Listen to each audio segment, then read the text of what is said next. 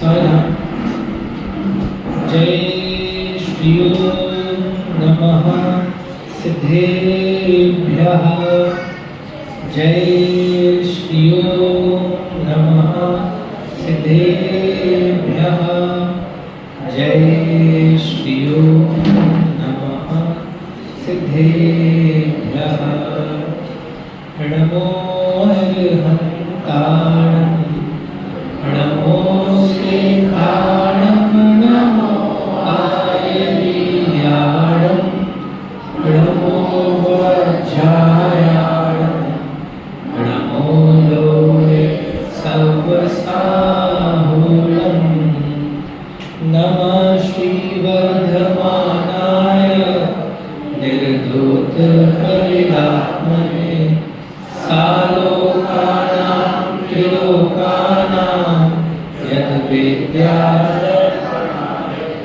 वंदन श्री महावीर को जो अष्टकर्म विहीन है, ध्यायक है लोकालोक के निज आत्म में तल्लीन है, निज आत्म में तल्लीन है।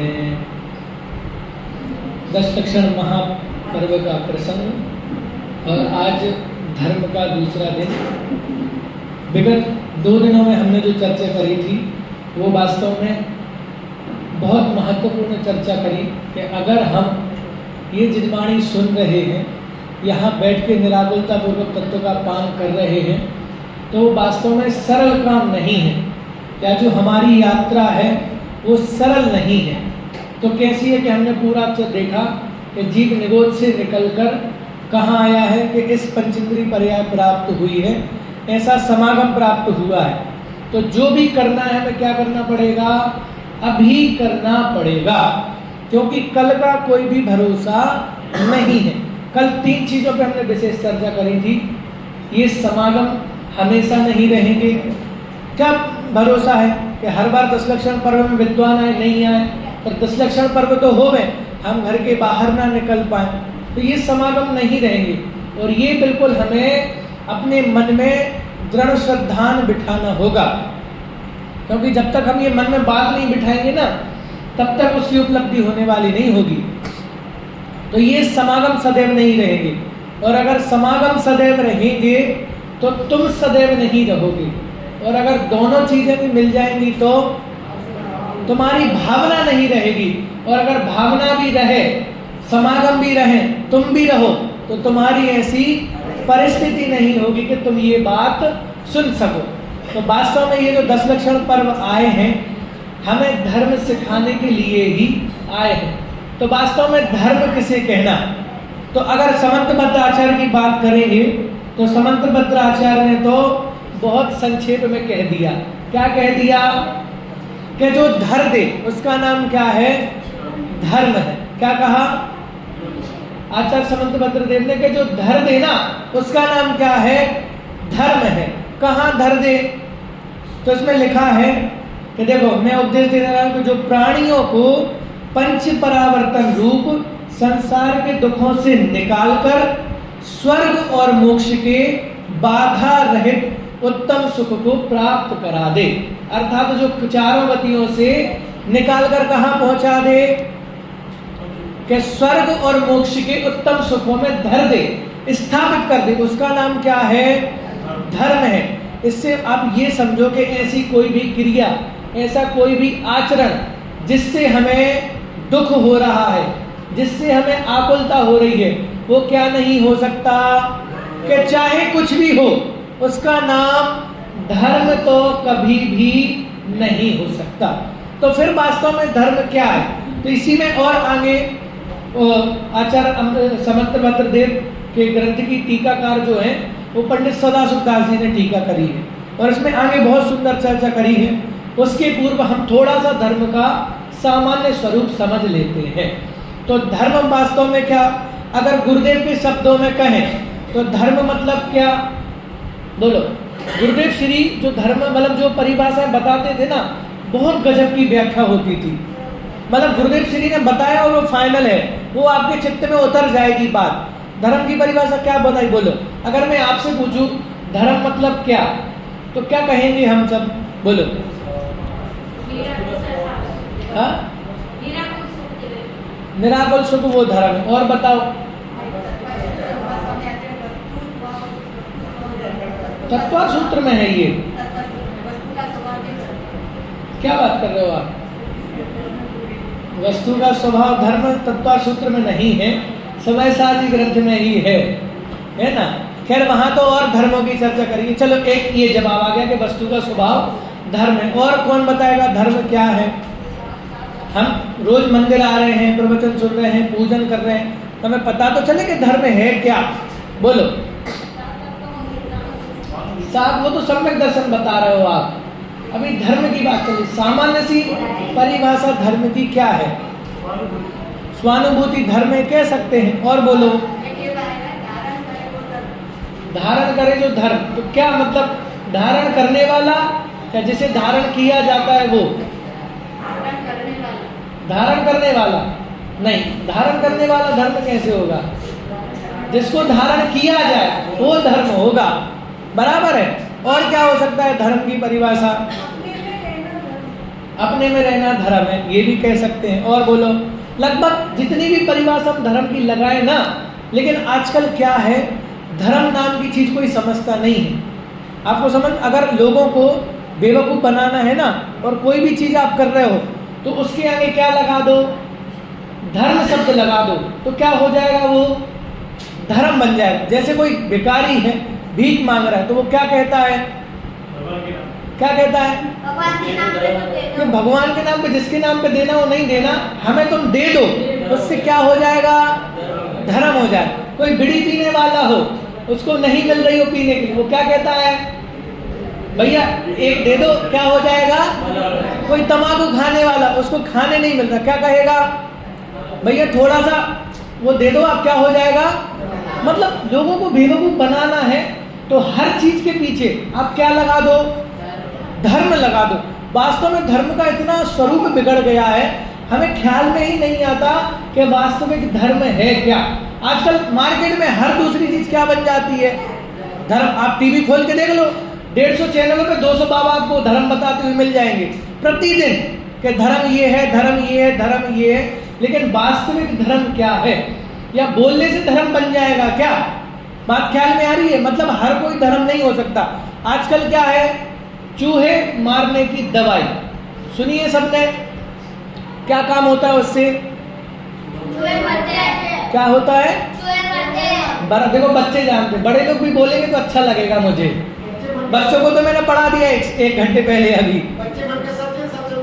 हाँ तो हम झूठ ही बोल दो लेकिन बोलो जरूर, टूटा फूटा जितना भी आता बोलो, मैं बताऊंगा अगर उसको सही करें। हम चर्चा करने बैठे हैं, ये हम चर्चा करने आए हैं। मैं भी धर्म सीखने आया हूँ, आप भी धर्म सीखने आए। मैं प्रवचन करने नहीं आया हूँ, क्योंकि 10 दिन में मैं आपको कुछ नहीं बता पाऊंगा। बहुत अगाध है जिनवाणी, मैं 10 दिन में क्या समझाऊंगा आपको। लेकिन इतनी तो गारंटी कि 10वें दिन तक जाने तक आप खुद ग्रंथ पढ़ना सीख जाओगे। तो मैंने क्या प्रश्न पूछा था? चूहे मारने की दवाई, और काम क्या होता है उससे? चूहे मरते हैं। अब मेरा प्रश्न ये है, दवाई से मरते हैं या जिद बचते हैं? प्रश्न समझ में आया? दवाई से क्या होता है? हमें बुखार आ गया, हमारा सर दर्द हो गया, हम मेडिकल पे दवाई लेने गए, तो काय के लिए दवाई लेके आए? काय के लिए? बचने के लिए। अब चूहे मारने की है क्या वो? एक्चुअल में वो जहर है। क्या है वो? चूहे मारने का जहर है, लेकिन नाम क्या रख दिया? दवाई। तो क्या हो रहा है, मार्केट में वो बिक रहा है। अगर उसका नाम क्या होता? चूहे मारने का जहर, तो कोई खरीदने नहीं जाता। क्यों नहीं जाता? क्यों नहीं जाता? कि लिखा है ना आपने, क्या लिखा है? चूहे मारने का जहर, इसलिए नाम बदल दिया। क्या रख दिया? चूहे मारने की दवाई, या काकरोच मारने की दवाई, मच्छर मारने की दवाई। अब मुझे एक बात बताओ, क्या दवाई से किसी का मरण होता है? मरण किससे होता है? जहर से। तो जहर का नाम आपने दवाई रख दिया ना, तो वो जहर भी दवाई के भाव में बिकने लगा। वैसे ही कोई भी वस्तु हो ना, कोई भी क्रिया हो, उसका नाम क्या रख दो, उसका नाम क्या रख दो, उसका नाम धर्म रख दो ना, तो वो क्या होगा, चलने लगेगा। आजकल चक्कर ये भी है, हमारे साथ बहुत समझदार व्यक्ति होवे ना, तो वो धर्म के नाम पे बेवकूफ बन जाता है। अभी 5-6 साल पहले आपने देखा होगा, कुछ पत्र चलते थे, है ना, उसमें नमोकार मंत्र लिखा रहता था और नीचे 2 लाइनें लिख देते थे। क्या लिख देते थे, एक महानुभाव ने इस पत्र को 108 बार छपाया और दूसरे लोगों में बांटा, तो उसको क्या हो गया, 1 करोड़ की लॉटरी लग गई। और एक व्यक्ति ने इस पत्र को पढ़ा और ऐसे ही रख दिया, तो उसका घर क्या हो गया, बर्बाद। अब मुझे ये समझ में नहीं आ रहा, वो धर्म का वो बर्बाद किसने किया, और जो 1 करोड़ की लॉटरी लगी वो किसने रखी। मतलब आप इससे समझो कि जो वस्तु आपके अंदर डर पैदा करती है वो कभी भी धर्म हो ही नहीं सकता, हो ही नहीं सकता। अगर आपके चित्त में अशांति उत्पन्न हो रही है, भैया इधर नहीं आओगे, शांति धारण नहीं करोगे, तो क्या हो जाएगा, क्या हो जाएगा कि तुम्हारे घर की सुख शांति, मैं विरोध नहीं कर रहा हूं किसी चीज का, लेकिन फैक्ट बता रहा हूं। अगर कोई व्यक्ति धर्म के नाम पे आपको डरा रहा है तो वो कभी धर्म हो ही नहीं सकता। धर्म की बहुत अच्छी परिभाषा समर्थबद्ध आचार्य देव ने दी। क्या बताया कि यो धरती उत्तमे सुखे, कि जो सुख को प्राप्त कराए। और धर्म का कैसा है, इनो इनो जानते ना सब लोग, इनो काय के लिए उपयोग होता है? वो होता है एसिडिटी के लिए है, लेकिन हम सब गुजराती हैं, हमने ढोकला बना बना के इनो की बिक्री बढ़ा दी। बनाया काय के लिए था इनो, कि भैया गैस एसिडिटी बनेगी उसकी दवाई होगी। और एक पेपर में लाइन आई थी, न्यूज आई थी कि इनो का उपयोग एसिडिटी दूर करने के लिए तो सिर्फ 0.6% होता है, बाकी का 99% तो ढोकला खमन बनाने में उपयोग हो जाता है। बात ख्याल में आ रही है? तो इनो का काम क्या है कि आप तुरंत लो ना। खैर मैं तो उदाहरण बता रहा हूँ, मैं विज्ञापन नहीं कर रहा हूँ। आप इनो खरीदो तो नहीं खरीदो तो, ढोकला खमन खाओ तो नहीं खाओ तो, मेरा कोई लेना देना नहीं। मैं क्या बता रहा था आपको कि जैसे इनो लेते हैं ना, तो काम शुरू कितने सेकंड में करता है वो गारंटी देता है, काम शुरू 6 सेकंड में। क्या करता है कि जैसे ही आपने लिया ना, तो तुरंत क्या कर देगा, वो अपना काम शुरू कर देगा। आप पीते ही साथ आपको डकार आ जाएगी, आपकी एसिडिटी दूर हो जाएगी। वैसे आचार्य समंतभद्र देव ने हमें परिभाषा दे दी। क्या परिभाषा देती कि यो धरती उत्तमे सुखे, कि धर्म किसका नाम है, कि धारोगे ना आप उसको, जैसे ही धर्म को धारण करोगे इंस्टेंट, वहां तो इनो 6 सेकंड ले रहा है, लेकिन धर्म तो 6 समय भी नहीं लेता। जैसे ही आप धर्म को धारण करोगे, धर्म क्या कर देगा, आपको पूर्ण सुख प्रदान कर देगा। तो यो धरती उत्तमे सुख, इसका मतलब अगर कोई भी क्रिया होवे, कोई भी आचरण होवे जो हमारे डर पैदा कर रहा हो, जो हमें भयभीत कर रहा हो, जो हमें आकुलता पैदा कर रहा हो, वो चाहे जो कुछ हो, लेकिन धर्म तो नहीं हो सकता। और पूजनों की पंक्तियां आती, पुराने जितने भी कवि हैं उन्होंने धर्म को लिखा कि भैया धर्म तो बता दिया आपने, तो क्या निष्कर्ष निकला कि वस्तु के स्वभाव को क्या कहते हैं, धर्म कहते हैं। और बाकी जितनी परिभाषा है ना, निराकुलता का नाम, अपने स्वभाव में रहने का नाम, अपने घर में रहने का नाम, परम सुख प्राप्त करने का नाम धर्म है, ये सारी परिभाषा किसमें समाहित हो जाएंगी, मात्र एक बात में समाहित हो जाएंगी। और वो बात कौन सी है कि वस्तु का स्वभाव ही क्या है, धर्म है। तो मैंने प्रश्न छोड़ा था कि गुरुदेव श्री ने धर्म की क्या परिभाषा बताई, बराबर है? कौन बताएगा, क्या बताई होगी, बोलो। नहीं, ये गुरुदेव श्री ने नहीं बताई, ये तो ग्रंथ की बात कह रहे हैं। देखो गुरुदेव श्री को सुनो तो, लेकिन गुरुदेव श्री क्या कह रहे हैं, देखो 2 चीजें होती हैं, या तो बोलने वाला वजनदार होना चाहिए, या जो बात बोली जा रही है वो वजनदार होना चाहिए। क्या कह रहा हूं मैं, क्या कह रहा हूं मैं, या तो बोलने वाला वजनदार होना, या जो बात बोली जा रही है वो। और हमारी जिनवाणी ऐसी है कि बोलने वाला भी वजनदार है और जो बात बोली जा रही है वो भी वजनदार। वैसे गुरुदेव श्री भी वजनदार है और गुरुदेव श्री ने जो बातें कही वे भी वजनदार। क्यों वजनदार है? क्योंकि गुरुदेव श्री ने कही, इसलिए गुरुदेव श्री ने कही, इसलिए वजनदार नहीं है। जो वस्तु का स्वरूप था वही बात गुरुदेव श्री ने कही, इसलिए वे वजनदार हैं। बोलो, किसी ने सोचा था कि हम बालकनी की छत पे खड़े होके थाली प्लेटें बजाएंगे? सोचा था किसी ने? लेकिन किसने कहा था? वजनदार व्यक्ति ने कहा था ना। तो सब बालकनी में लेके खड़े हो गए थे कि नहीं हो गए थे? बात ख्याल में आ रही है कि नहीं आ रही? या तो कहने वाला वजनदार होना चाहिए, या जो कहा जा रहा है वो वजनदार होना चाहिए। तो हमारी ये जो जिनवाणी है, हमें जो ये वाणी प्राप्त हुई है, वो कैसी है कि भैया हमारे जो सर्वज्ञ देव है, केवली भगवान है, वे भी कैसे हैं? वजनदार। और जो बात कही गई है वो भी कैसी है?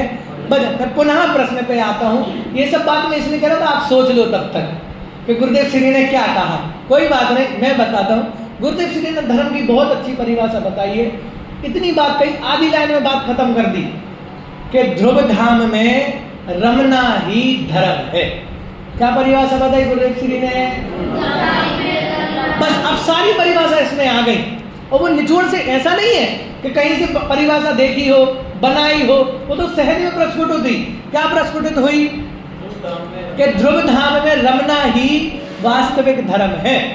तो जब हम ध्रुव धाम में रम जाएंगे तो हमारा धर्म शुरू हो जाएगा। गुरुदेव श्री ने पुरुषार्थ की भी परिभाषा बताई कि हमें लगता है ना भैया धर्म करना है तो बहुत पुरुषार्थ करना पड़ेगा, बहुत। अरे गुरुदेव हमें निर्भर करके गए हैं, एकदम सब कुछ सौंप दिया है, पूरा भोजन सामग्री तैयार करके रख दी। हमें क्या करना है? मात्र चबाना है। तो पुरुषार्थ की भी परिभाषा बता के भैया धर्म प्राप्त तो करना है, लेकिन वो धर्म कैसे प्राप्त होगा? कि पुरुषार्थ करना पड़ेगा। और क्या पुरुषार्थ करना पड़ेगा? बोलो, गुरुदेव श्री ने ही पुरुषार्थ की परिभाषा बताई।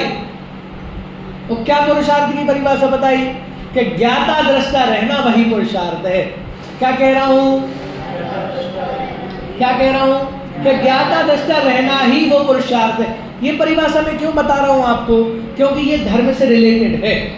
ये जो 10 लक्षण धर्म चल रहे हैं ना, हम क्रोध तो करते हैं, मान तो करते हैं, माया तो करते हैं, पाप हिंसा आदि पाप तो करते हैं, लेकिन सिर्फ क्या नहीं करते? कि ज्ञाता दृष्टा बन के नहीं रहते। तो जब तक ज्ञाता दृष्टा नहीं बनोगे तब तक तुम्हारा पुरुषार्थ नहीं होगा। तो हम धर्म की चर्चा कर रहे थे कि जो वस्तु या जो चीज तुरंत धारण करें और तुरंत ही वो क्या करे? हमें परम सुख प्रदान करे, उसका वास्तविक नाम क्या है? उसी का नाम धर्म है। अगर कोई आकुलता पैदा करता है, कसाय बढ़ाता है, पाप की प्रेरणा देता है, तो वो कभी धर्म नहीं हो सकता। पुरानी पूजनों में लाइन आती है, धर्म न बाणी नीपजे, धर्म नाट बिकाए, धर्म विवेकी नीपजे, जे समझे ते थाय। क्या कहा? कि धर्म ना बाणी नीपजे। कि धर्म कहाँ से नहीं मिलता? कि बोलने से नहीं मिलता कि नरोड़ा वाले सब इधर आओ, मैं आपको क्या कर रहा हूं? धर्म दे रहा हूं, ये लो धर्म। तो मैंने ऐसी बाणी बोली और आपको क्या हो गया? हो गए धर्म प्रकट हो गया, हो गए। तो ऐसा नहीं होता। क्यों नहीं होता? क्योंकि धर्म न बाणी नीपजे, क्योंकि धर्म बाणी से प्रकट नहीं होता। दूसरी लाइन क्या थी? धर्म न हाट बिकाए। मतलब इसका मतलब क्या है? इसका मतलब कि अगर कोई राजा होवे ना, महाराजा होवे, जिसके पास ज्यादा पैसा होवे, जिसको पैसे का बहुत मान होवे, कि मैं तो बहुत धनी हूं, मेरे पास तो बहुत पैसा है, तो मैं क्या कर लूंगा? धर्म खरीद के ले आऊंगा। तो बोले 100 धर्मेंद्र भी आ जाए ना, तो क्या नहीं कर सकते? धर्म नहीं खरीद सकते। क्यों नहीं खरीद सकते? क्योंकि धर्म ना हाट बिकाए। कि भैया धर्म की दुकान नहीं होती, बाकी सब चीजें की दुकान मिल जाएगी आपको। किराने की दुकान मिल जाएगी, कपड़े की दुकान मिल जाएगी, डेयरी की दुकान मिल जाएगी, जूते चप्पल की दुकान मिल जाएगी, सबकी दुकान मिल जाएगी। कहीं भी ये लिखा नहीं मिलेगा कि ये धर्म की दुकान है। और अगर लिखा भी मिल जाएगा तो हम वहां पे धर्म खरीदने नहीं जाएंगे। क्यों नहीं जाएंगे? क्योंकि धर्म बिकता नहीं है। तो दो चीजें हो गई कि धर्म क्या नहीं होता? वाणी से प्रकट नहीं होता। कि मैंने कहा मैं आपको धर्म दे रहा हूं।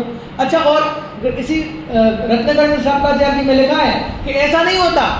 जैसे हम कहते हैं ना, विरासत में गद्दी तो मिल सकती है लेकिन बुद्धि नहीं मिल सकती। ऐसी विरासत में आपको जैन कुल तो मिल गया, जैन धर्म तो मिल गया, लेकिन देवशास्त्र गुरु के प्रति श्रद्धा नहीं मिलेगा, देवशास्त्र गुरु के प्रति भक्ति नहीं मिलेगी। तो क्या बता रहा था मैं कि धर्म ना बाणी नीप जे, धर्म ना हाट बिकाए, कि धर्म बाजार में नहीं मिल। तो क्या करें फिर, कहां से धर्म लाएं? तो दूसरी लाइन लिखी, क्या लिखी? धर्म विवेकी नीप जे, कि किसके पास रहता है धर्म? कि धर्म विवेकी नीप जे, कि जो विवेकी पुरुष हैं, जो भेद विज्ञानी पुरुष हैं, उनके पास ये धर्म होता है। और क्या लिखा आगे? कि जी समझे ते थाय, कि जो इसको समझ ले उसे क्या हो जाता है? धर्म प्रकट हो जाता है। शास्त्रों में उदाहरण आता ना कि भाई हमें धर्म प्रकट होगा, तो कैसे पता चलेगा? बोलो, हमें धर्म प्रकट हो गया, कैसे पता चलेगा? दूसरे लोगों को पता चलेगा कि पंडित जी को सम्यक दर्शन प्रकट हो गया है, तो दूसरे लोग आके बताएंगे। बोले भैया धर्म प्रकट हो जाता है ना, तो किसी को बताने की आवश्यकता नहीं। वहां पे उदाहरण दिया, किसका उदाहरण दिया? गर्भवती स्त्री का उदाहरण दिया। क्या उदाहरण दिया? कि गर्भवती स्त्री थी और वो अपनी सास से कहती है, क्या कहती है? कि माता जी, सास जी या जो भी कहती हो, कि जब मुझे बच्चा होगा ना, बच्चा पैदा होगा, तो मुझे क्या कर देना? जगा देना। क्या कर देना? अगर मैं सो रही होगी और बच्चा पैदा होगा तो क्या करना? मुझे जगा देना। तो सास ने क्या कहा कि बेटा जब तेरे को बच्चा पैदा होगा ना, तो मुझे नहीं जगाना पड़ेगा, तू खुद पूरे मोहल्ले को जगा देगी। वैसे जब धर्म प्रकट हो जाएगा ना, तो बताना नहीं पड़ेगा, किसी से सर्टिफिकेट लेने नहीं जाना पड़ेगा कि मुझे धर्म पैदा हुआ है या नहीं हुआ है, मैं धर्म कर रहा हूं या नहीं कर रहा हूं। सहज ही क्या हो जाएगा? तुम्हारे आचरण में वो बात आ जाएगी। तो धर्म का मात्र हमने क्या समझा है? अभी सामान्य स्वरूप समझा है, और सामान्य स्वरूप में इतनी बात बस समझी है कि जो वस्तु का स्वभाव है वही क्या है? वही धर्म है। इसके अलावा और कोई धर्म नहीं है। मतलब हम सब कौन हैं? कि हम सब जीव हैं, और जीव का धर्म क्या है? मात्र ज्ञाता दृष्टा रहना, यही धर्म है। तो अगर आप ज्ञाता दृष्टा पने रूप रह रहे हो तो आप क्या कर रहे हो? धर्म कर रहे हो। और अगर क्रोध कर रहे हो, मान कर रहे हो, माया कर रहे हो, लोभ कर रहे हो, तो आप क्या कर रहे हो? आप अधर्म कर रहे हो, क्योंकि वो धर्म नहीं। तुम्हारा धर्म क्या है? कि मात्र ज्ञाता दृष्टा रूप रहना। तो यहाँ आचार्य देव ने लिखा है कि जो क्या कर दे? कि स्वर्ग और मोक्ष के उत्तम सुखों में विराजमान करा दे, उसका नाम क्या है? उसका नाम ही वास्तव में धर्म है। बराबर है। और धर्म की हमने 12 भावना में पढ़ी है। क्या बात पढ़ी है? जाचे सुर तरु देह सुख, चिंतत चिंता रे, बिन जाचे बिन चिंताए, धर्म सकल सुख दे। क्या बताया? धर्म की महिमा बताई। क्या महिमा बताई? कि जांचे सुर तरु दे सुख, कि कल्प वृक्ष नाम का वृक्ष होता है, उसमें क्या होता है? क्या विशेषता होती है? कि उसमें बढ़िया आम के फल निकलते हैं। क्या होता है? आम के फल नहीं निकलते? अरे मांग के देखो, आम के फल भी निकलेंगे। मैं तो उदाहरण दे रहा। कल्प वृक्ष में होता क्या है? कि आप जो मांगो, जांचे सुर तरु दे सुख, कि आपने जो भी मांगा ना, वो क्या करेगा? आपको कल्प वृक्ष प्रदान कर देगा, जो भी आपने मांगा। तो कल्प वृक्ष। फिर दूसरा है चिंतत चिंता रेन, कि चिंता मणि नाम का रत्न होता है, उसका काम क्या होता है? चिंता मणि, उसका नाम ही है चिंता मणि। चिंता मतलब कि जो अंतरंग में सोचो ना, मतलब कल्प वृक्ष के सामने तो बोलना पड़ता है, हे कल्प वृक्ष मुझे भोजन प्रदान करो, तब वो भोजन प्रदान करेगा। हे कल्प वृक्ष, तुम कल्प वृक्ष के सामने जाके खड़े हो जाओ, ऐसे हंसते रहो, ही बहुत तेज की भूख लगी है, लेकिन बोलोगे नहीं ना, तो कल्प वृक्ष क्या नहीं करेगा? भोजन नहीं देगा। क्यों नहीं देगा? सिस्टम है उसका। आपको क्या करना पड़ेगा? बोल तुम खूब ऐसी एक्टिंग करो, बहुत जोर की भूख लगी है, कल्प वृक्ष के सामने जाके लौट जाओ, अल्टी पल्टी मारने लगो, बहुत जोर की भूख लेकिन जब तक तुम नहीं बोलोगे तब तक क्या नहीं करेगा? कल्प वृक्ष आपको आपकी सामग्री प्रदान नहीं करेगा। और चिंतत चिंतारण कि चिंतामणि रत्न अगर होवे और उस चिंतामणि रत्न सामने होवे ना, और तुम चिंतन करो मन में कि काश मुझे एक BMW कार मिल जाए, काश मेरा बहुत बड़ा बंगला बन जाए, तो चिंतामणि क्या कहेगा? तथास्तु, तो सामग्री आपको मिल जाएगी। तो चिंतामणि रत्न में क्या करना पड़ता है? सोचना पड़ता है। अगर नहीं सोचोगे तो है, नहीं सोचोगे तो वो नहीं मिलेगा। और कल्प वृक्ष में क्या करना पड़ेगा? बोलना पड़ेगा। तो दोनों में कंडीशन है कि आप बोलोगे या सोचोगे तब जाके ही वो क्या मिलेगी? आपको सामग्री प्रदान होगी। लेकिन धर्म के साथ क्या कंडीशन है? बिन जाचे बिन चिंतये धर्म सकल सुख दे। तो भैया धर्म के साथ कंडीशन अप्लाई नहीं है। बाकी दो जगह तो टर्म्स एंड कंडीशन बता दी, कंडीशन अप्लाई बता दी कि कल्प वृक्ष के पास जाओगे तो मांगना पड़ेगा, चिंतामणि रत्न होगा तो चिंतन करना पड़ेगा। लेकिन अगर तुम धर्म धारण करोगे तो क्या होगा? है कि धर्म धारण करने से बिना मांगे बिना सोचे धर्म सकल सुख दे। कि क्या करेगा? कि सब कुछ, मतलब आप ये समझो रत्नकरण साहब का 4G में ही 41वां नंबर का छंद है, वो आप पढ़ लेना। उसमें ये लिखा है कि जो भी धर्म धारण करता है ना, तो उसके क्या होता है कि वो अगर देव पर्याय में जाएगा तो क्या बनेगा? कि सौधर्मेंद्र बनेगा। और अगर मनुष्य पर्याय में आएगा तो तीर्थंकर और चक्रवर्ती जैसे महान पुण्य का धारी होगा, चक्रवर्ती बनेगा। और अगर चक्रवर्ती बन गया है तो फिर तीर्थंकर बनेगा। इसका मतलब कि राजेंद्र बनेगा, नरेंद्र बनेगा और धर्मेंद्र बनेगा। तीनों इंद्र बन के वो बाद में क्या करेगा? मोक्ष की प्राप्ति अवश्य करेगा। कौन कौन करेगा? चक्र। एक बहुत सुंदर कहानी आती है, आप सबने वो सेठ जी की कहानी सुनी होगी। सेठ जी सामायिक के लिए बैठे थे, सुनिए कि नहीं सुनिए? सबने सुनी। तो सामायिक के लिए बैठे थे, क्या किया था उनने? बोलो। दिया जला लिया। और क्या नियम लिया था? ऐसे ऐसे याद रखा करो आप, मेरा काम आसान हो जाता है, कहानी नहीं सुनाना पड़ता। तो सेठ जी सामायिक के लिए बैठे थे, दिए में क्या किया था? तेल भर। और क्या प्रतिज्ञा करी थी? बहुत बच्चों के लिए ताली बजा दो एक बार, बच्चे बहुत जोरदार हैं। बड़ों के लिए काश मुझे आशा है मैं बड़ों के लिए भी ऐसा कहूँ। अपमान नहीं कर रहा हूँ, प्रेरणा दे रहा हूँ कि बच्चे कितने उत्साही हैं, उतना उत्साही हमें भी अवश्य होना चाहिए।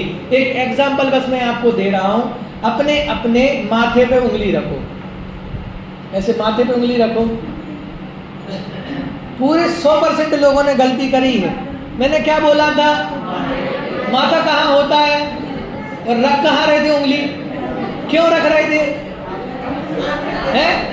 हाँ तो मैंने सही बोला ना, मैंने बोल रही ना, मैंने क्या बोला? मैंने बड़ा तोतली भाषा में तो नहीं बोला, स्पष्ट शब्दों में बोला। क्या बोला था? माथे पे सर। अब मैं तो कहीं भी रखूं, मैंने ये थोड़ी बोला था मैं रख रहा हूं। मैंने क्या बोला था आपको कि आप अपने माथे पे सर रखो, उंगली रखो। और आपने कहा उंगली रखी, क्यों रखी?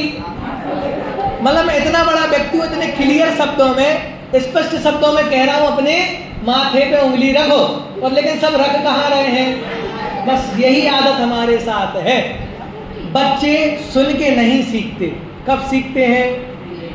बच्चे देख के सीखते हैं। कि तुम बच्चों को तो कह रहे हो कि मंदिर जाओ, पाठशाला पढ़ो, ये करो वो करो, और हम क्या कर रहे हैं? हम टीवी खोल के बैठ जा रहे हैं, हम मोबाइल खोल के बैठ जा रहे हैं। और फिर बच्चों से क्या कह रहे हैं कि तुम मंदिर जाओ, पाठशाला पढ़ो, ये करो वो करो। तो कैसे पढ़ेंगे? अभी एग्जाम्पल दे दिया ना मैंने, सिद्ध कर दिया ना कि जो हम करेंगे वही चीज हमारे बालक, हमारी आने वाली पीढ़ी सीखेगी। लेकिन इसके मामले में बच्चे यहाँ के बहुत आगे हैं, आप लोग बहुत पीछे हो। बच्चे आपसे 4 कदम आगे नहीं, 40 कदम आगे हैं, क्योंकि वे पाठशाला भी आते हैं बराबर। मेरे से ये बच्ची पूछ रही, पंडित जी आप जल्दी क्यों खत्म कर देते हो? मैंने कहा बेटा एक ही पंडित जी है, 3 बार प्रवचन। मैंने कहा आप प्रवचन करो, मैं पाठशाला पढ़ाता हूँ। कहने का मतलब कितना उत्साह है कि मेरा ट्यूशन था, मैं नहीं आ पाई, तो आपने जल्दी क्यों खत्म करी। और हमें 5 मिनट पहले आने में वजन पड़ता है। बात ख्याल में आ रही है? सबके पास गाड़ी है, हम 5 मिनट पहले आ सकते हैं, लेकिन हम इंतजार करते हैं कि 8:30 से प्रवचन होना है ना, तो पहले 8:30 बज जाने दो, फिर क्या होगा, फिर अपने घर से निकलेंगे तो 5 मिनट आने में लगेगा, फिर पैर धोएंगे, फिर ऊपर दर्शन करने जाएंगे, फिर प्रवचन सुनने आएंगे। मैं मेरी बात नहीं कर रहा हूँ, प्रत्येक रोजाना दिन की बात कर रहा हूँ। तो मैं क्या बता रहा था, सेठ जी की कहानी आपको बता रहा था, धर्म की महिमा बता रहा था। तो वे सेठ जी बैठे थे, उन्होंने दिए में क्या कर लिया था, तेल भर लिया था, और क्या नियम ले लिया था कि जब तक दिया जलेगा तब तक मैं क्या करूंगा। सेठ जी की पत्नी आई, वैसे भी पत्नी बहुत होशियार रहती है ना, तो सेठ जी की पत्नी होशियार थी। उन्होंने क्या सोचा कि ये सेठ जी क्या कर रहे हैं, दिया देख रहे हैं, दीपक देख रहे हैं, और दीपक बुझ रहा है तो उन्हें क्या हो रही है, आग बलता हो रही। तो सेठानी ने क्या किया, लेके पूरा घी का डिब्बा कोड़े दी, बैठे रहो सेठ जी आराम, दिया भर दी। फिर वो जैसे तैसे कम होने लगा, पंडित जी को प्यास लगाई। पंडित जी बैठे थे कि जैसे ही दिया खत्म होगा मैं क्या करूंगा, सामयिक पूरी करके पानी। लेकिन वो जैसे ही खत्म होने वाला था, फिर से सेठानी जी आ गई, फिर क्या किया, फिर दिया भर दिया, फिर दिया भर दिया। इस प्रकार से दिया पूरा भर गया और सेठ जी खाली हो गए, मतलब सेठ जी के प्राण उड़ गए, सेठ जी मर गए। और सेठ जी मर के कहाँ गए, क्या वो मेंढक बने। तो किसी ने प्रश्न किया, आपको भी ये प्रश्न हो सकता है कि पंडित जी, सेठ जी क्या कर रहे थे, धर्म कर रहे थे ना, सेठ जी धार्मिक क्रिया कर रहे थे ना, तो फिर वे मेंढक क्यों बने बन के। अभी तो आप क्या कह रहे थे कि धर्म से क्या मिलता है, मोक्ष और स्वर्ग की प्राप्ति होती है ना, और मांगना नहीं पड़ता है, बिना मांगे सब चीज मिल जाती है। तो फिर सेठ जी कहाँ पहुंचे, सेठ जी कहाँ पहुंचे कि मेंढक क्यों बन गए, जाके बावड़ी में मेंढक क्यों बने। तो फिर वहां पे आचार्य ने समझाया, क्या समझाया कि भैया सेठ जी आखिरी समय मरते मरते क्या मांग रहे थे, पानी पानी कर रहे थे ना। तो अब ऐसी पर्याय में उत्पन्न होगा कि चारों तरफ पानी है, तो ये भी किसका प्रभाव है, ये भी धर्म का प्रभाव है कि वे पानी मांग रहे थे ना, बस इतनी वांछा थी ना मन में कि मुझे क्या मिल जाए, पानी मिल जाए। तो उस धर्म के प्रभाव से ऐसी जगह उत्पन्न होगा कि अब चारों तरफ क्या है, पानी ही पानी है। तो बोले भैया धर्म की अचिंत महिमा है। आप पद्मनंदी पंचविंशति का ग्रंथ करो, अगर आप बोलो तो कल से मैं वो लेता हूँ, उसके 165 नंबर के श्लोक से लेके 198 नंबर के श्लोक तक सिर्फ धर्म की महिमा बताई। क्या बताया है, सिर्फ धर्म की महिमा, पूरा धर्म का प्रभाव बताया है। तो हमें पता तो चले कि ये हमारे पर्वादिराज 10 लक्षण पर्व है, इतना उत्कृष्ट धर्म हम धारण कर रहे हैं, तो उसका फल क्या मिलेगा हमें। तो भाई साहब ये छोटा मोटा धर्म नहीं है। कैसा धर्म है कि यो धरती उत्तमे सुखे, कि जो क्या करेगा, तुम्हें उत्तम सुख में विराजमान करा देगा। तो ऐसा ये धर्म का स्वरूप है। और वो कैसा है कि वस्तु सहावो धम, कि वस्तु का स्वभाव ही क्या है, वही वास्तव में। अब जो वस्तु का स्वभाव है उसको 10 प्रकार से कहा जाता है। क्या कह रहा हूं, यद्यपि धर्म का वर्णन करना असंभव है, फिर भी धर्म का वर्णन अलग अलग प्रकारों से, अलग अलग अपेक्षाओं से धर्म का वर्णन किया जाता है। उसी प्रकार से ये जो धर्म है, ये किसका धर्म है, आत्मा का धर्म। किसका धर्म है, और ये जो 10 लक्षण पर्व है वे भी किसके धर्म है, आत्मा के धर्म। किसके धर्म है। अब मेरा एक प्रश्न आपसे है, एक उदाहरण दे रहा हूं और पूछ रहा हूं, शायद फिर उत्तर आप समझ जाएंगे। मेरा मोबाइल डिस्चार्ज हो गया है ना। अब मुझे मोबाइल चार्ज करना है। मैंने भैया से मोबाइल लिया और उनका मोबाइल चार्ज में लगा दिया। मेरा मोबाइल कितनी देर में चार्ज हो जाएगा। चलो 2 लोगों का मोबाइल लिया और चार्ज में लगा दिया, कितनी देर में चार्ज हो जाएगा। चलो 5 लोगों का मोबाइल चार्ज में लगा दिया, मेरा मोबाइल कितनी देर में चार्ज हो जाएगा। नहीं हो। चलो एक साथ 10 लोगों का लगा देते, जितने यहाँ बैठे हैं सब लोगों का मोबाइल चार्ज पे लगा, और मेरा मोबाइल ऐसे ही पड़ा है, कितनी देर में चार्ज हो जाएगा। क्यों नहीं होगा, हमारा मोबाइल चार्ज में लगाना पड़ेगा। वाह, ताली बजा दो। क्या करना पड़ेगा, कि भाई अगर आपका मोबाइल डिस्चार्ज हुआ ना पंडित जी, तो किसका चार्ज में लगाना पड़ेगा? हाँ, कि भाई जिसका मोबाइल डिस्चार्ज हुआ है तो चार्ज में किसका लगाना पड़ेगा? उसी का। वैसे ही धर्म किसका है? धर्म किसका है? ये जो 10 लक्षण धर्म है वे किसके धर्म है? आत्मा के धर्म है। तो शरीर को तुम कितना भी तकलीफ दे लो, शरीर को कितना भी कष्ट कर लो, शरीर के द्वारा तुम्हारा धर्म होने वाला। तो फिर प्रश्न आ जाएगा कि पंडित जी आप ऐसी बात कैसे कह रहे हो? हम एक आसन करना छोड़ दें, हमारा तो 10 साल से नियम है, उपवास करते हैं, ये सब छोड़ दें, तो करना कि नहीं करना? बोलो। कि भैया अपना मोबाइल चार्ज नहीं हो गए ना और पड़ोसी का मोबाइल चार्ज हो गए तो फिर हमें चिंता नहीं रहती। क्या चिंता नहीं रहती? क्या चिंता नहीं रहती?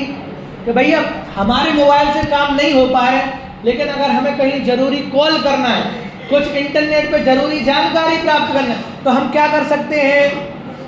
क्या कर सकते हैं? पड़ोसी का मोबाइल उपयोग कर सकते हैं ना। हमें घर पे फोन लगाना, हम जंगल में फंसे, हेलो पापा पैसे खत्म हो गए, मोबाइल डिस्चार्ज हो गया, मैं फलानी जगह पे खड़ा हूँ, पापा क्या बोलेंगे? तू लोकेशन भेज मुझे, मैं अभी आ रहा हूँ तेरे को लेने के लिए। तो वैसे ही माना शरीर से धर्म नहीं होगा, लेकिन बिना शरीर के भी धर्म नहीं होगा। बात समझ में आई? बात समझ में आई? देखो यहाँ पे सिद्ध भगवान को लेके नहीं आना। सिद्ध भगवान तो पूर्ण सुखी हैं, उनके पास धर्म है लेकिन शरीर नहीं है। तो बोले उनके तो धर्म हो रहा है ना, तो उनने सब कुछ कर लिया है, इसलिए वे अब अशरीरी है और पूर्ण आत्मा के गुण प्रकट है। लेकिन हम अभी सिद्ध तो नहीं बने ना। जब तक ये शरीर हमारे पास है तो शरीर के आश्रय से ही धर्म होगा। तो क्या करें कि जब तक हम पूर्ण स्वाधीन नहीं हो जाते, पूर्ण स्वानुभव में नहीं डूब जाते, तब तक तो ये शरीर के माध्यम से ही धर्म होगा। वो कैसे धर्म होगा? कि आप पूजन करो, प्रक्षाल करो, ये सब चीजें मैं क्रिया कह रहा हूँ क्योंकि इसके अलावा और दूसरा उपाय नहीं है। क्योंकि जब हम ये करेंगे ना तब तो धीरे धीरे आगे बढ़ेंगे। अगर हम मंदिर ही नहीं आएंगे, जिनवाणी ही नहीं सुनेंगे, भगवान के चरण स्पर्श ही नहीं करेंगे। आपको पता है पुरुषों के लिए जैन धर्म में क्या व्यवस्था है? बोलो। जो 7 आवश्यक लिखे हैं ना, पुरुष लोग ध्यान से सुनना, 10 दिन की बात नहीं है, पूरे प्रत्येक जीवन दिन की बात है, पूरे साल भर की बात है। वहां पे क्या लिखा है? पहला आवश्यक देव पूजा। क्या लिखा है? देव दर्शन लिखा है क्या? देव पूजा का मतलब क्या है? देव पूजा का मतलब क्या है?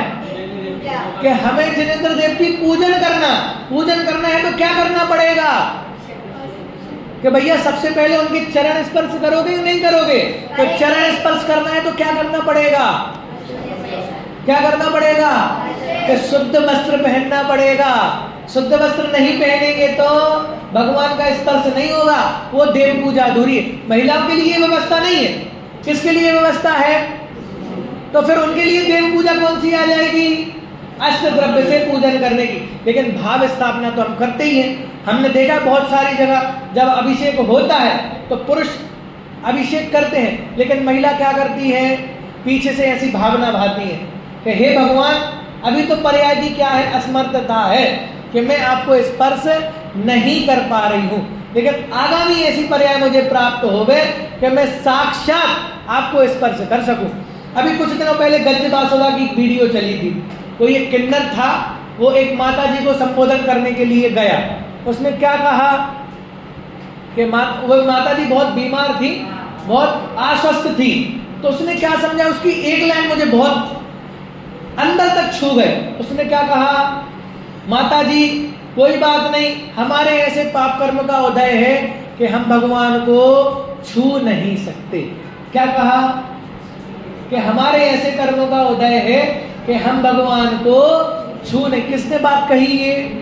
क्योंकि जिनागम में दोनों को अनुमति नहीं है। स्त्री भी नहीं छू सकती जिनेंद्र देव को और किन्नर भी नहीं छू सकते। तो उसने इतनी बड़ी बात कही। तो जब हमारे पास सामर्थ्य है, हमारे पास शक्ति है, तो हमें क्या करना चाहिए? जिनेंद्र देव का स्पर्श तो अवश्य करना चाहिए। तो मैं बात क्या बता रहा था कि धर्म की बात बता रहा था।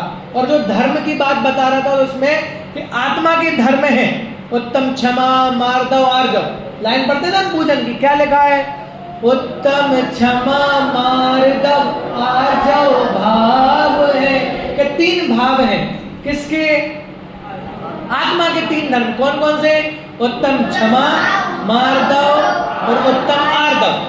तो ये तीनों आत्मा के स्वभाव है। क्षमा स्वभावी है, मार्दव स्वभावी है, आर्जव स्वभावी। और बाकी के धर्म क्या है? तो लिखा सोच सत्य संयम तप त्याग उपाव है। कि भाव तो कितने हैं? मात्र 3। क्षमा स्वभावी, मार्दव स्वभावी और तो ये तीनों को प्राप्त करने का जो उपाय है वो क्या है? कि सोच, सत्य, संयम, तप और त्याग। ये 5 क्या है उसके? और किसको प्राप्त करना है? उत्तम क्षमा, मार्दव और आर्जव। क्यों? क्योंकि ये 3 भाव हैं और ये जो 5 हैं वे क्या है? उनको प्राप्त करने के उपाय हैं। और लास्ट में क्या लिखा? आकिंचन ब्रह्मचार्य धर्म 10 सार है। क्या कहा? कि आकिंचन और ब्रह्मचार्य ये क्या है? ये धर्म नहीं है। क्या है फिर? कि धर्म के सार है। कि जब तुम क्षमा स्वभाव प्रकट कर लोगे, मार्दव स्वभाव प्रकट कर लोगे, आर्जव स्वभाव प्रकट कर लोगे तो फिर क्या प्राप्त होगा तुम्हें? कि फिर आकिंचन प्रकट होगा। और आकिंचन का मतलब कि किंचित मात्र पर द्रव्य भी मेरे। तो फिर मेरा है क्या? बोले ब्रह्मचर्य। कि तुम्हारी आत्मा में रमण करो, आत्मा में चर्या करो, वही वास्तव में तुम्हारा है। तो ये प्रकट कब होगा? प्रकट कब होगा? कि जब हम भावों को पहचानेंगे और उपायों को धारण करेंगे, तब जाके वो सार रूप धर्म प्रकट होगा। अगर जब तक हम धर्म नहीं धारेंगे तब तक हमें वो प्रकट नहीं होगा। तो अभी तो हमने इतना ही समझा कि वास्तविक धर्म क्या है और किसका धर्म है और कैसे प्रकट होगा। यद्यपि आत्मा के धर्म है, आत्मा के आश्रय से ही प्रकट होगा, लेकिन शरीर की क्या भूमिका रहेगी? कि शरीर उस धर्म में सहचारी रहेगा, क्योंकि बिना शरीर के धर्म नहीं हो सकता। बोलो, मुनिराज भी काय क्लेश तप करते हैं। क्या करते हैं? काय क्लेश तप क्यों करते हैं?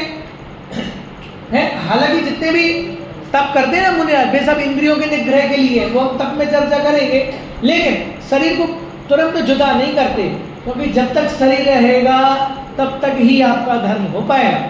तो यहाँ क्या बता रहा है कि यद्यपि शरीर, सिर्फ शरीर से धर्म नहीं होगा, लेकिन बिना शरीर के भी धर्म नहीं होगा, बिना शरीर के आश्रय से भी धर्म। बोलो, अब मान लो हमें एक आसन करना, उपवास करना है। अब शुगर की बीमारी है, कैसे करेंगे? बोलो, क्या करना पड़ता है शुगर की बीमारी में?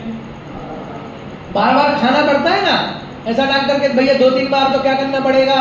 अगर भूखे रहोगे तो शुगर बढ़ जाएगी ना। तो क्या करें? अब हम कैसे करें? बोलो, कैसे करें? भक्ति कैसे करें? कैसे धर्म करें?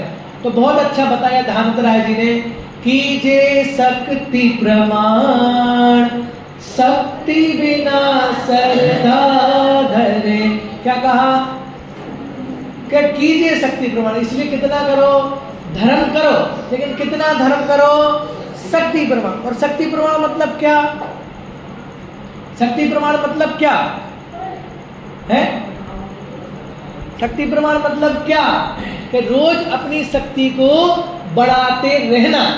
बात समझ? जैसे जो जिम जाते ना, जिम मतलब कसरत खाना है ना। तो वे क्या करते हैं? जिम जब जाते हैं तो शुरू कैसे करते हैं? पहले 100 ग्राम का डंबल उठाएंगे, 200 ग्राम का, फिर 500 ग्राम का, फिर 1 किलो, 10 किलो, 50 किलो, 100 किलो की वस्तुएं उठाते हैं। तो भाई पहले दिन में जाके 100 किलो नहीं उठाते। कैसे उठाते हैं 100 किलो? कि 100 ग्राम से शुरू करते हैं।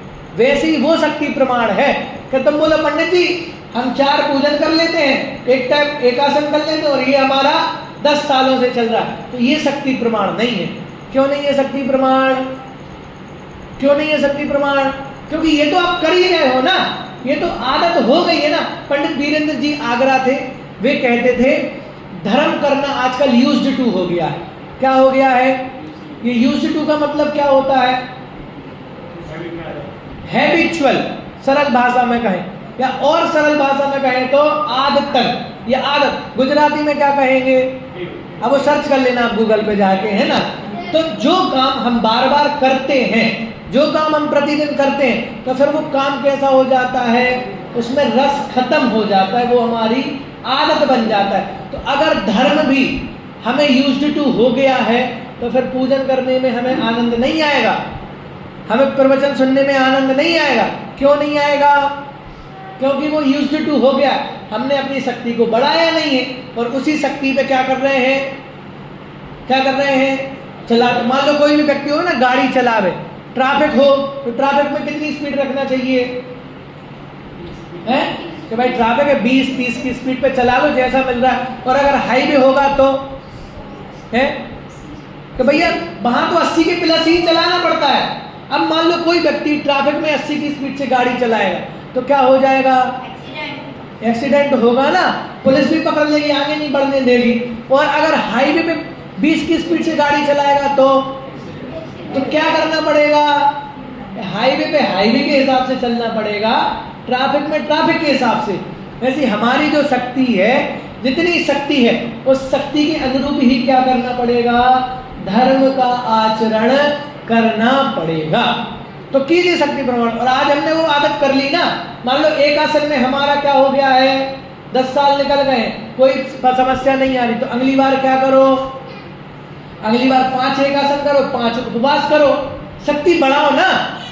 तो शक्ति बढ़ाने का मतलब क्या, अंतरंग में और विशुद्धि बढ़ाना, वो वास्तव में शक्ति बढ़ाना है।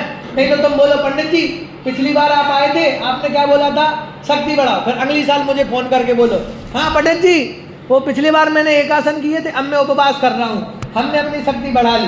तो पंडित जी को नहीं बताना, वो शक्ति बढ़ाना नहीं है, तुम्हारी अंतरंग की विशुद्धता कितनी बढ़ी, वो वास्तव में शक्ति बढ़ाना है। बात ख्याल में आ रही है? तो हमने धर्म समझा।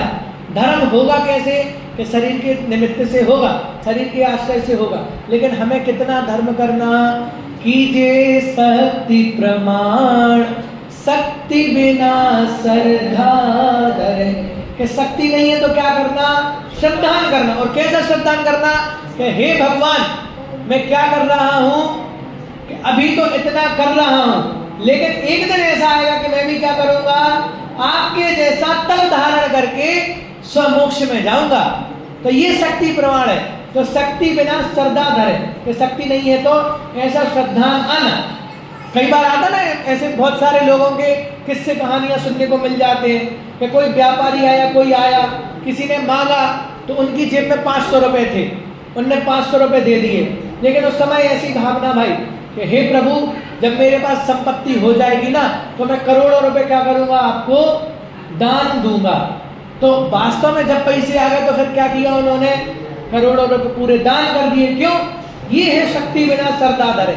कि शक्ति नहीं है ना, भगवान अभी हम पूरा नहीं कर पा रहे हैं ना, शरीर की असमर्थता है ना, शरीर की अस्वस्थता है ना। तो जब मेरा शरीर पूर्ण स्वस्थ होगा या जब मुझे पर्याय पूरी ऐसी मिलेगी तो मैं क्या करूंगा कि पूरी अपनी श्रद्धान से धर्म करूंगा। और ध्यानत सरदावान अजर अमर पद भोग। और जो श्रद्धावान व्यक्ति है वो क्या करता है, अजर अमर पद की प्राप्ति करता है। तो अभी हमने धर्म का सामान्य सा स्वरूप समझा है, शेष चर्चा हम कल करेंगे। ओम नमः।